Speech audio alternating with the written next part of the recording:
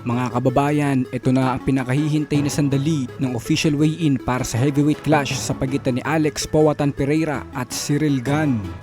Unang humarap sa timbangan si Ciryl Gane, ang dating interim heavyweight champion na kilala sa kanyang bilis, footwork at technical striking. Tumama siya sa 248 pounds, malinaw na nasa fight shape at mukhang handang-handa para sa laban. Ngayon naman, ang sumunod na pumasok, isang dating 2 division champion na ngayon ay umaakyat sa heavyweight division, Alex Pereira. Grabe ang pagbabago ng katawan ni Pereira mula sa light heavyweight, ngayon ay full heavyweight na ang kanyang itsura.